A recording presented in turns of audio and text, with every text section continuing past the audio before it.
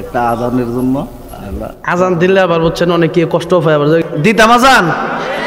আল্লাহ আজান তো আসলে আজান হচ্ছে পৃথিবীর শ্রেষ্ঠ ধ্বনি, যে কোনো সময় দিতে পারে। হারাম কোনো চাইছে হারাম, তাইলে অনেকে রাইতে কি আজানটা 2-2.5 ঘন্টা ওয়াজ করে একটু আজান দিমু, এটা মানুষের পিপাসার কলিজা ঠান্ডা হবে যেরকম, ঠিক না? ঠিক।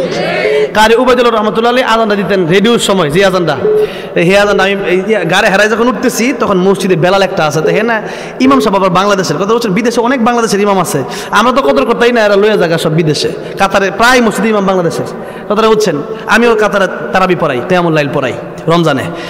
তাই একটু জোরে আল্লাহু আকবার বলতে হবে, তাহলে দেবো। জুনায়েদ আল হাবিব সাহেব আস্তে আস্তে জোরে কোন তো আল্লাহু আকবার, এই আওয়াজে আজান দেওয়া যাইব না। শয়তান যেন মির্জাপুর এলাকাতে না থাকতে পারে, ঠিক না? ঠিক। হ্যাঁ, কাজীহারা এলাকাতে না থাকতে পারে, কিন্তু জোরে জোরে আল্লাহু আকবার, প্রত্যেক লাইন শেষ হবে আল্লাহু আকবার বলবেন। রাজি আছেন? দেখে তাইলে দেওয়া যায়। আপনার যতক্ষণ একটু মানে ভালো ইমান আওয়াজ দিবেন, আমি আছি। আল্লাহু আকবার, আল্লাহু আকবার, আল্লাহু আকবার,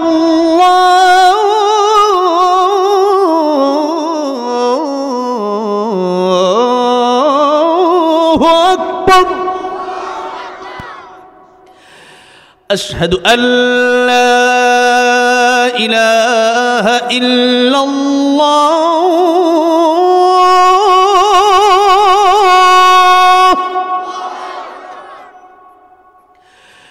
আশহাদু আল্লা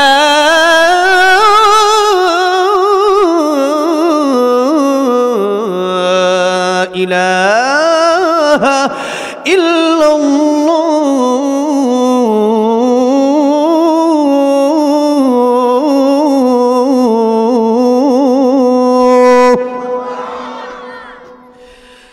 أشهد أن محمدًا رسول الله،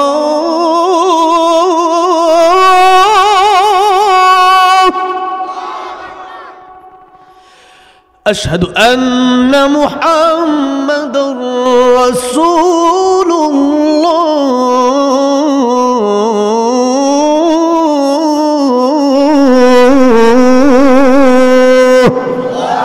খালি আজান শুনলে হবে না, 5 ওয়াক্ত নামাজ পড়তে হবে। নামাজ যারা পড়বে না কিয়ামতের ময়দানে সবচেয়ে বেশি বিপদে পড়ে যাবে তারা, যারা নামাজ পড়বে না। আর আল্লাহর নবী বলেন কিয়ামতের ময়দানে সর্বপ্রথম নামাজের হিসাব হবে। নামাজের হিসাব দিতে গিয়ে নবী বলেন যারা পার পেয়ে যাবে তারা জান্নাতে চলে যাবে। সুবহানাল্লাহ, তারা সব হিসাব তাদের জন্য সহজ হয়ে যাবে। আর নামাজের হিসাব দিতে গিয়ে যারা ধরা খাবে, আল্লাহর নবী বলেন সব জায়গায় তারা ধরা খাবে।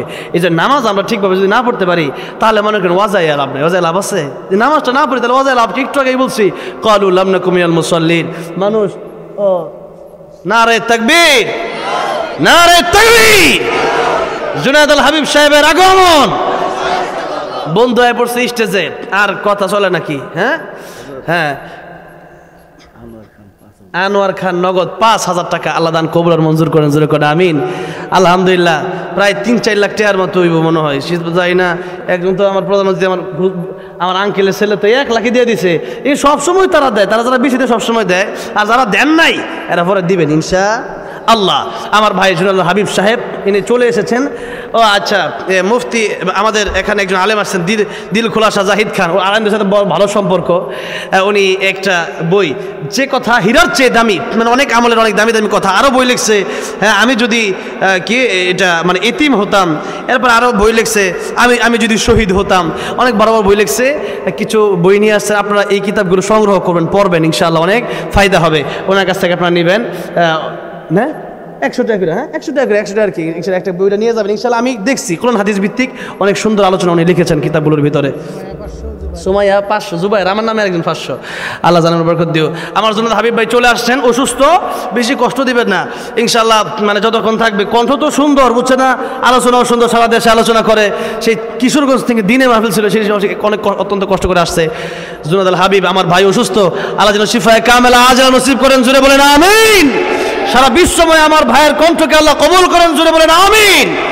জুনায়েদ আল হাবিব আলহামদুলিল্লাহ বাংলাদেশের 2 জন একজন আছে তো আমরা জানি, আরেকজন হচ্ছে এই জুনাদ আল হাবিব। আলহামদুলিল্লাহ সারা দেশের বিভিন্ন জায়গায় আমার বন্ধু মানুষ, একবারে আমার সবচেয়ে কাছের মানুষের একজন হচ্ছে আমার বন্ধু জুনাদ আল হাবিব। হ্যাঁ, ভাই আমাকে এই মাহফিলের কথা বলছে, পরে এই মাহফিলে রাখছিলাম।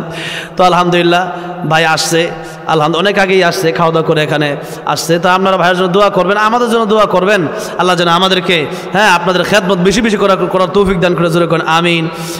আলহামদুলিল্লাহ রাব্বিল আলামিন। আসসালামু আলাইকুম ওয়া রাহমাতুল্লাহি ওয়া বারাকাতুহু।